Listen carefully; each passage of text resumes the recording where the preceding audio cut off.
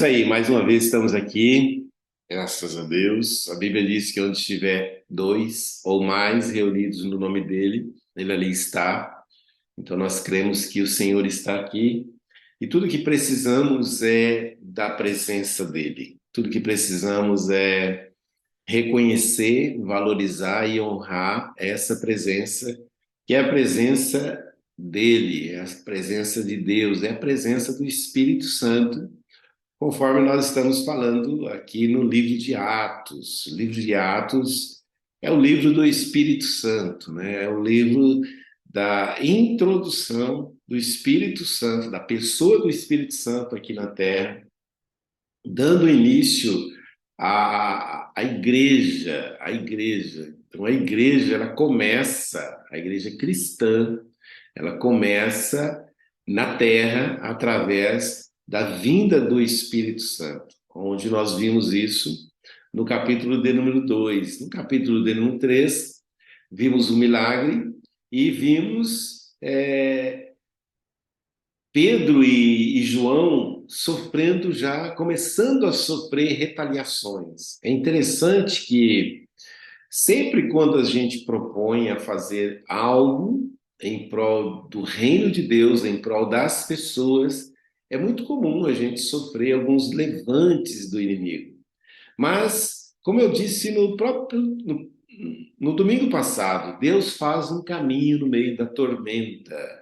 Vimos aí nos testemunhos anteriores aí do nosso grupo, situações em que Deus não impediu que a enfermidade viesse, Deus não impediu que o mal viesse, mas Deus fez um caminho, né, providencial no meio da tempestade. Esse é o nosso Deus. Esse é o nosso Deus que está conosco todo o tempo, como estava com Pedro e João. A Bíblia diz que após eles terem feito algo bom, no versículo 3 do capítulo 4, diz que agarraram Pedro e João e, como já estava anoitecendo, colocaram na prisão até o dia seguinte. Olha que coisa interessante.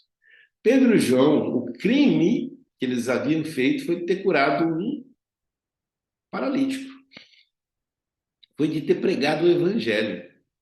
E agora eles estão presos, foram presos.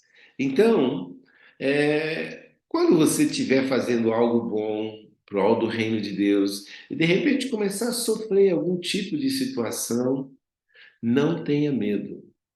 Não desista de continuar fazendo aquilo que é bom, porque eu tenho certeza que Deus tem coisas extraordinárias para realizar na sua vida e através da sua vida ainda. E a Bíblia diz que, diante daqueles que prenderam Pedro e João, eles começaram a argumentar, a se defender, o porquê que eles haviam realizado aquele milagre, e em nome de quem? Porque é interessante o verso de número 7. Aquelas pessoas perguntam com que poder ou em nome de quem vocês fizeram isso? Quem mandou vocês fazer isso? Como vocês fizeram isso, né? Aí a Bíblia diz no verso número 8: então Pedro, cheio do Espírito Santo, disse-lhes. Pedro, cheio do Espírito Santo. A gente só vai usar argumentos divinos e não argumentos nossos, e que vai convencer aqueles às quais nós dirigirmos a palavra quando a gente estiver cheio do Espírito Santo. Caso contrário, só conversa, só conversa. Temos que buscar ser cheios do Espírito Santo. Só assim nós vamos fazer aquilo que naturalmente nós não fazemos. Temos que buscar ser cheios do Espírito Santo. Só assim nós teremos acesso à revelação que nós, por nós mesmos, não temos. Temos que buscar ser cheios do Espírito Santo, porque só assim nós teremos esse poder de convencimento que sem ele nós não temos. Foi o que aconteceu com Pedro e João. E a Bíblia diz que os ouvintes ficaram assim: Que isso? A Bíblia diz, o verso de número 13, vendo a coragem de Pedro e João e percebendo que eram homens comuns, homens simples, sem instrução, não tinham feito faculdade de teologia, ficaram admirados e reconheceram que eles haviam estado com Jesus. Quando alguém está ou esteve com Jesus, há algo diferente. Não tem como. Você não precisa vestir de maneira diferente, não precisa colocar uma Bíblia debaixo do braço para parecer diferente. Alguém que esteve ou está com Jesus, ele exala o perfume de Cristo com a boca fechada. Ele não precisa falar. O Espírito Santo, ele se manifesta de uma maneira sobrenatural através das pessoas, através da pessoa e alcança outros. É o que diz aqui. Aquele povo ouvindo aqueles homens sem instrução, fala: não, eles estiveram com Jesus. Foi isso. Discerniram que foi isso que aconteceu. E, e é interessante, por quê? Porque eles haviam curado alguém que era impossível de ser curado. E só Jesus fazia isso. Aí então eles viram que não tinha argumentos para convencer Pedro e João de continuar falando, né, daquele nome, proibiram, ameaçaram, diz o verso de número 18. Ameaçaram, ordenando que não falasse nem ensinasse em nome de Jesus. Mas aí entra algo que não tem como você controlar. Responderam Pedro e João: julguem os senhores mesmo, se é justo aos olhos de Deus obedecer aos senhores e não a Deus, pois não podemos deixar de falar do que vimos e ouvimos. Olha que coisa interessante, eles dizem assim: como é que a gente vai parar de falar daquilo que vimos e ouvimos e daquilo que nós estamos vivendo? Porque eles estavam vivendo agora milagres. Eles estavam vendo as pessoas se convertendo aos milhares através da pregação. Como você impedir isso? Mas aqui eu vejo, que eu sempre digo, a primeira estratégia do diabo para tentar nos parar é ameaça física. É ameaça física. É uma das estratégias do diabo para tentar nos parar. É quando você começa a empreender alguma coisa e o diabo se levanta. Como ele se levanta de uma maneira física? Colocando pessoas no seu caminho, trazendo e lançando uma seta sobre a sua vida, um espírito de enfermidade, quer dizer, algo físico, algo real. É ameaça física. Tipo, você não pode continuar buscar esse Jesus. Você não pode continuar a falar desse Jesus. Você precisa parar, senão nós vamos te matar. Nós vamos te prender, nós vamos te arrebentar. É isso. De uma maneira muito prática, é isso. Aí você vê, de repente, prejuízo, você fala, meu Deus, e agora? Você vê doença, você vê, puxa, não vai dar, eu vou ter que parar.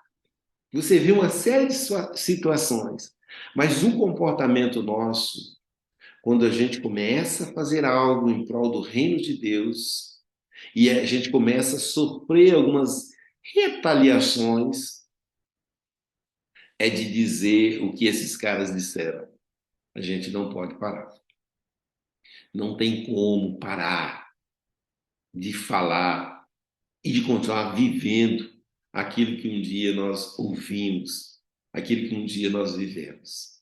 Essa é a ameaça e essa é a maneira de você resistir ao diabo para que ele fuja de você. Aí a Bíblia diz que acontece algo extraordinário. A partir do verso de número 23, diz que eles retornaram, diz assim, quando foram soltos, Pedro e João voltaram para os seus. Ou seja, voltaram para a igreja. Eles não sofreram uma situação e fugiram. Ah, vamos para casa, né? Esse negócio de igreja. Os nossos irmãos nos abandonaram, a gente ficou sozinho. Não ficaram com mimimi. Eles voltaram para a igreja, eles voltaram de onde para onde eles saíram. E a Bíblia diz que lá eles compartilharam o que havia acontecido e eles então começam a orar. Olha a oração dessa igreja. Mira bem nessa oração. Veja alguns tópicos dessa oração. A partir do verso 29, tem alguns tópicos que eu quero destacar. Eles dizem assim: agora, Senhor, considera as ameaças deles e capacita os teus servos para anunciarem a sua palavra corajosamente. Olha a oração deles. A oração deles é o seguinte: é Deus, não nos livra do mal, mas nos dê coragem para enfrentar. Olha que coisa interessante. Senhor, não me livra da enfermidade, mas me dê força para continuar a avançar. Senhor, não nos livra da necessidade, mas nos dê força para continuar a esperar e buscar a sua provisão. Olha que coisa interessante. Não nos livra, mas nos capacita a enfrentar. Você já fez uma oração assim? Pois eles oraram dessa forma. Porque normalmente a gente fala: ah, Senhor, me livra. Afinal, a oração do Pai Nosso, livra-me de todo mal. Né? Mas aqui você vê esses caras fazendo o seguinte: Senhor, considera o que eles estão falando, querendo fazer conosco. Considera, leve em consideração. Veja bem o que estão fazendo com a gente, a circunstância está fazendo com a gente, a necessidade está fazendo com a gente. Senhor, nos dê capacidade para continuarmos firme anunciando o Evangelho. Aí no verso 30 ele diz: estende a tua mão para curar e realizar sinais e maravilhas por meio do nome do teu santo servo Jesus. Nos capacita, através do teu Espírito, a continuar a curar as pessoas, a operar sinais, prodígios e maravilhas. Olha a oração dessa igreja. Porque alguém diz: ah, naquela época os milagres aconteciam, hoje não acontece mais. Mas veja a oração que aquela igreja fazia e hoje não se faz mais. Aí, o verso de número 31, depois de orarem, tremeu o lugar em que estavam reunidos todos ficaram cheios do Espírito Santo e anunciavam corajosamente a palavra de Deus. Tremeu o lugar. A pessoa não foi uma pessoa que ficou tremendo, né? Com tremelique, né? Ou com chilique, né? Não foi uma pessoa. Foi o lugar. Todos foram abalados por uma intervenção divina e todos foram cheios do Espírito Santo. Queridos, precisamos desse Espírito Santo. Talvez hoje a nossa oração deva continuar sendo: Senhor, enche-me. Senhor, eu quero mais de Ti. Senhor, tudo que eu preciso está em Ti. Vamos fazer isso. Vamos clamar por esse Espírito Santo, porque é aí que está a chave de viver uma vida plena e vitoriosa. Feche seus olhos, Pai. Muito obrigado, Senhor. Muito obrigado por hoje. Muito obrigado pela Tua palavra. Muito obrigado por cada vida e cada lar aqui representado nessa live. Muito obrigado pela sua doce presença, que é o teu Espírito Santo conosco. Mas nesta manhã, nós queremos mais da sua presença, mais do seu poder, mais da sua unção, mais da sua coragem, mais da sua ousadia, mais de ti e menos de nós. Então, Espírito Santo, enche-nos a cada dia. E que hoje a porção que o Senhor tem reservado a nós não seja por medida, mas seja abundante, a tal forma que venhamos transbordar e as pessoas às quais nós depararmos nosso caminho venham ser abençoadas, venham ser tocadas, venham ser curadas, venham ser libertas, venham experimentar a paz que excede a todo entendimento. Então vem, Espírito Santo, através de cada um de nós nesse dia, manifestando o poder de Deus, a graça de Deus, trazendo cura e libertação e salvação. Usa-nos nesse dia e que nada possa impedir ou parar a cada um de nós de exalar o perfume de Cristo, de manifestar essa graça em favor de Deus. Senhor, eu oro para que uma alegria, uma unção de alegria, uma unção de renovo,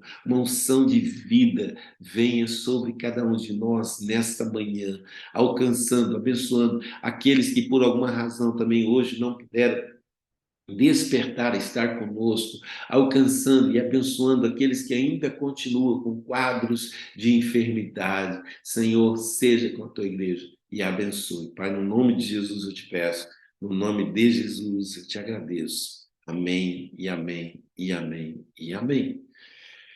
Há um coach aqui que diz assim: o que for feito em primeiro lugar determinará o que será feito em segundo lugar.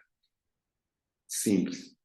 Se você buscar o reino de Deus em primeiro lugar, as outras coisas serão colocadas em segundo lugar. Então, o que realmente vale é o que é que você está colocando em primeiro lugar. De repente é o seu cônjuge, de repente é o seu filho, de repente é o seu cachorro, de repente é o seu trabalho, de repente é a sua vida. Mas a Bíblia diz que se nós buscarmos o reino de Deus e a sua justiça em primeiro lugar, o resto será acrescentado. Façamos isso em nome do Senhor Jesus. Grande abraço a todos. Fique com Deus e